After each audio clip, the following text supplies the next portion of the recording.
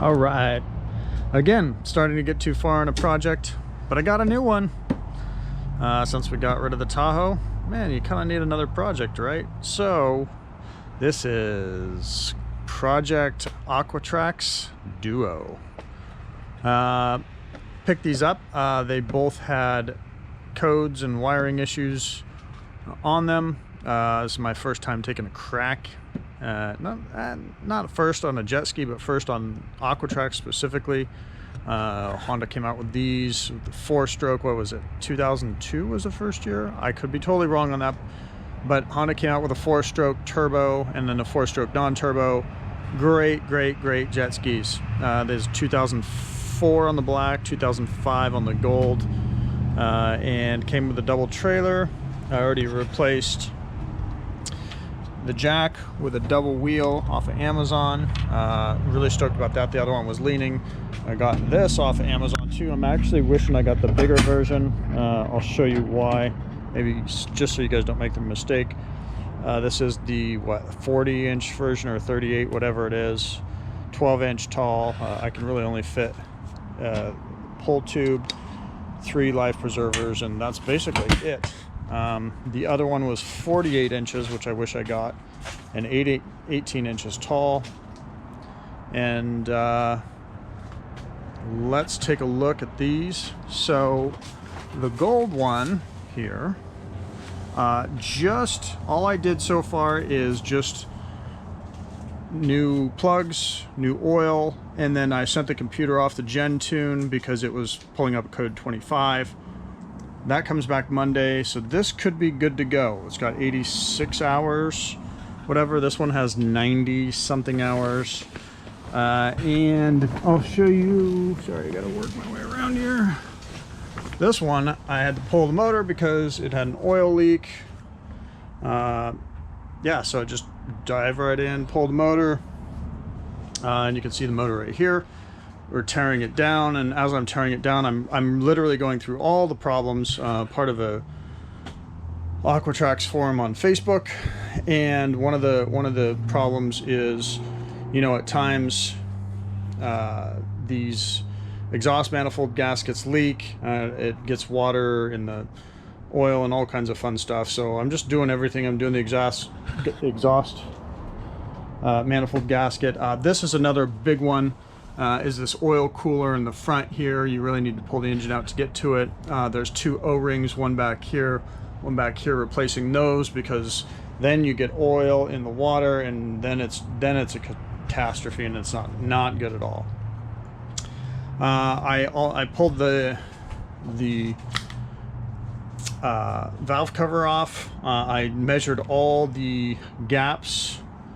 I should have done a video on it. I measured all the gaps in the valves. There was only one that was slightly off. I actually changed it.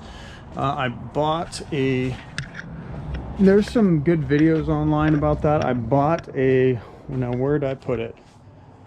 Valve spacer kit. Lord knows where I put that. Oh, no, I know where I put it.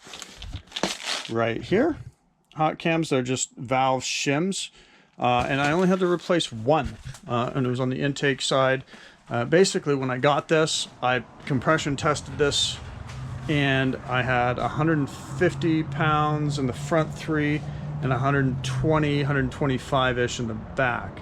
So we thought maybe if we adjusted the valves in the back, because it was the only one that was a little bit off, I might gain a little compression back, but not so much. So really, because this was leaking oil to begin with, what happened is this back cylinder probably got a little bit starved of oil when it ran out of oil. The light came on, obviously the jet ski is shut down, but this got a little starved and probably burnt the rings just a little bit.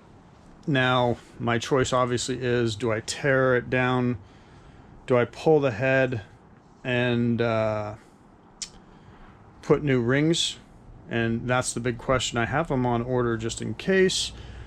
You know, when you're in it this far, I hate going that far, but maybe you might as well.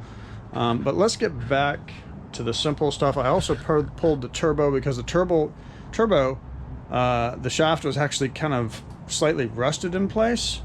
It was stuck. The Wastegate valve was very sticky, so I'll show you what I did there. But really quick, this is leaking, and this is a very common leak in these, and I want you guys to physically see it. You can see it literally dripping right here. So this passover tube from the front to the back, these are notorious for leaking right on the ends here. But you have to pull it to get to it. So I'll be replacing, you know, the seals on both sides of this. And then of course, everything else as I go. I got a full seal kit for the whole motor. So everything's gonna be new basically. It's actually pretty simple pulling this thing. And if you guys are ever wondering where the computers are, there's plenty of videos, but the computer itself that you send in the Gentune is right up here. I went ahead and sent this computer in as well with the other one, so I sent both in to get the NOx sensor deleted. That's just the way I decided to go. You do as you feel fit. And I'm just gonna run high octane from here. But let's show real quick, and I'll update you on this stuff, but let's show, I bought me a new turbo. So I got that. This was off of eBay. It was 900 bucks. All my fins and stuff were chipped, and it was just a bad mess. So I just decided to just go with a new one, and then I just cleaned up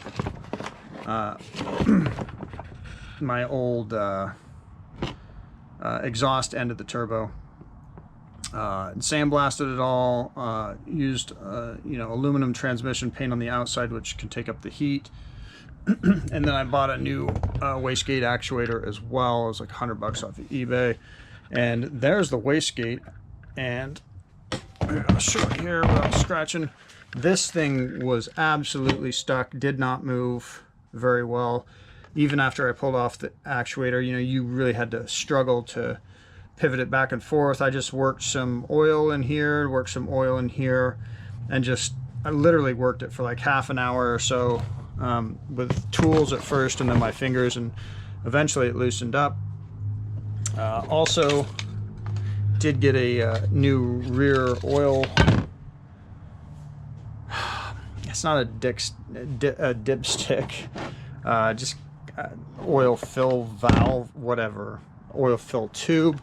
And then I also ordered this turbo line. Looks like it's been replaced, and they actually, I think they replaced this rear fill tube as well, but I just got a replacement anyway. So I'm not replacing this turbo line because it actually looks pretty good, but I am replacing these other two turbo lines, and I'm just getting them from Jet Ski Parts. They have